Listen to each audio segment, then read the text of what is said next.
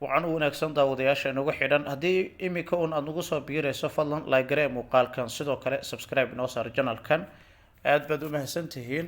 inagoo waqti badan qaadan doonin waxaanu si toosa u abaareynaa mowduucyada maanta iyo muuqaalka waxa uu inoogu xambaarsanaan doono waxaana kaga hadlaynaa baraha bulshada waxaa si xoogan ugu faafay sawiro kala duwan iyo muuqaalo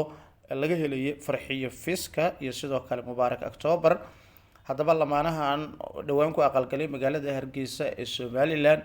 ayaa mar kale soo rogaal celiyay islamarkaana social media qabsaday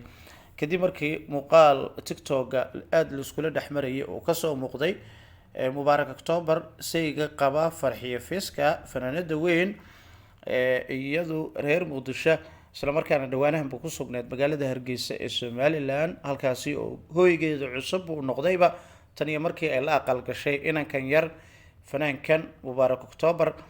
si kastaba haatee social media waxaa aada u gelgelaya video la arkaya iyaga oo qaab romantiga ah markaasi waqti u wada qaadanayo sidoo kalena fanaanka uu xambaarayo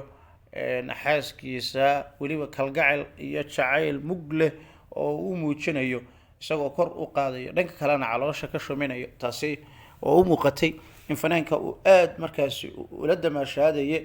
fanaanada uu qabo xaaskiisa ay u dhaxda farxiyo fiska sidoo kalena uu aada markaasi ula dabaaldegaya uuna aada ugu faraxsanaa soona dhaweynaya ubadka caloosheeda galay ee awlaadiisa noqonaysa haddaba waxaa aada la iskula dhexmaraya in farxiyo fiska ugu dambeyn ay uur yeelatay sidoo kalena mubaarak octoobar oo saygeeda cusub ah uurkaasi ay u qaaday si aadan social mediaha u qabsaday dhawaanahan maadaama la arkay sawiro kala duwan oo dadku siyaabo kala duwan ay uga hadlayeen siba kuwa social media adeegsado kuwaasoo intooda badan aada u dhaliilaya inantan soomaaliyeed walow ay jirtay arrin ku aadaneed takoorka xagga guurkooda oo maadaama fanaankan uu yahay fanaan kasoo jeeda beesha gabooye si aada markaasi loogu dhaleeceynaya farxiyo fiska xitaa ay jiraan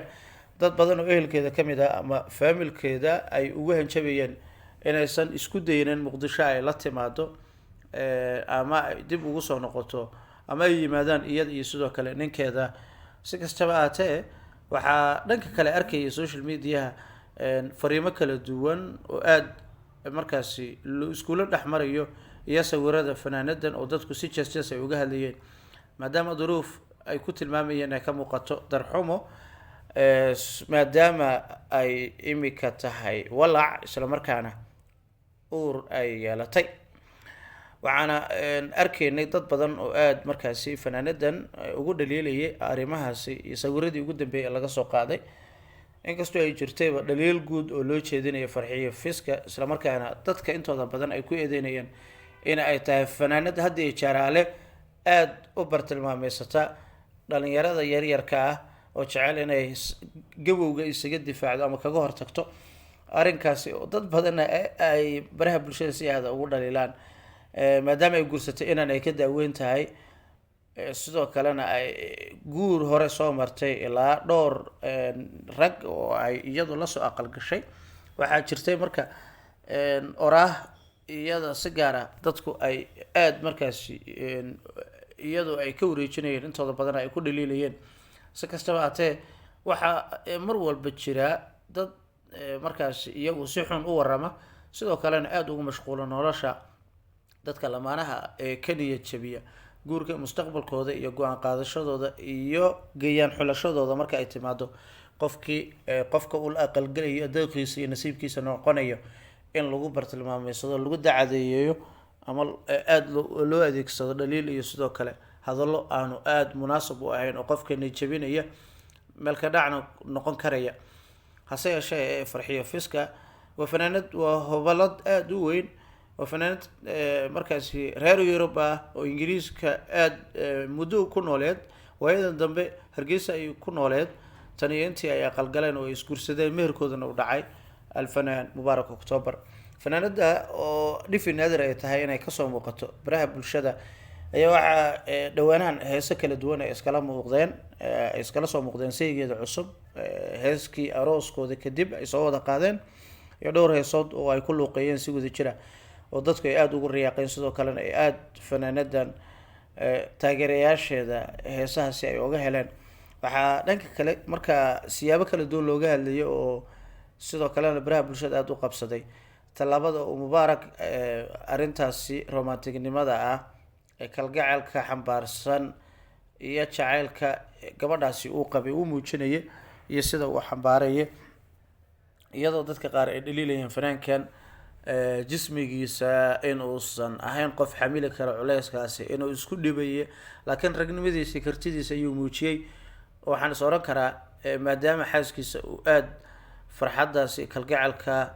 iyo jaceylka baaxadda leh ee uu qabo uu u qeexi karayo qaabkaasi uu ku qeexayna ay ahayd inuu xambaaro. oo haddana dadka qaar waxa ay lahaayeen bal sababta dusha la iskaga turtuurayo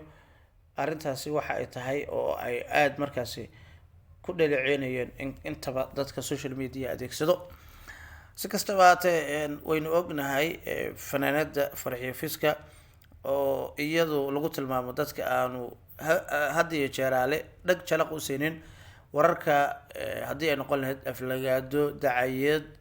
ama hadallo iyada si aada loogu bartilmaameysanayo social media qabsanayo,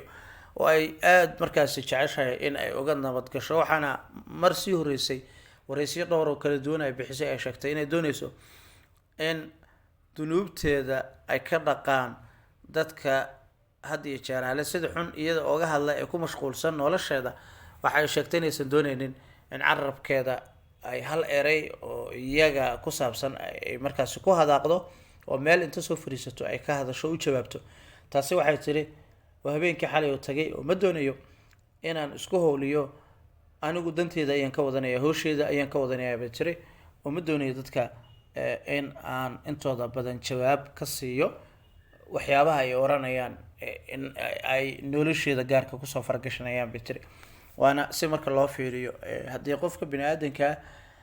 qofba waa sida uu doorto oo joyskiisa ah, qofna waxa uu doorbidaya in alla subxaanahu watacaala uu wax walba oo markaasi dhibaato ah isaga loo geysanayo ama lala damacsan yahay inuu alla dartii uu wax walba ku dhaafo, haddii aan noqon lahayd inuu argoosi sameeyo oo uu ka tanaasulo oo gebi ahaanba iska dhaafo. waa taasina wadada iyo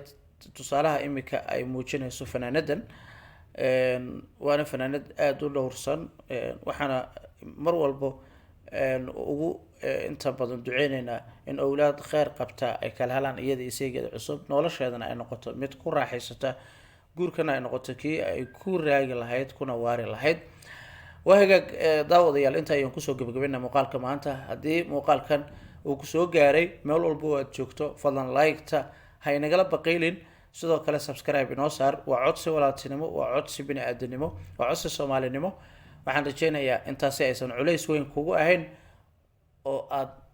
codsiga iyaga noo tixgelin doonto. subscribe-ta wax badan ayayna tari doontaa. waxaan isku dayi doonaa inaynu sii casriyeyno muuqaalka janalka yaga, sidoo kalena aan kusoo kordhino muuqaalo toos ah innaga oo waxyaabo kala duwan halkaasi ku gorfeyn doono. waad mahadsantihiin.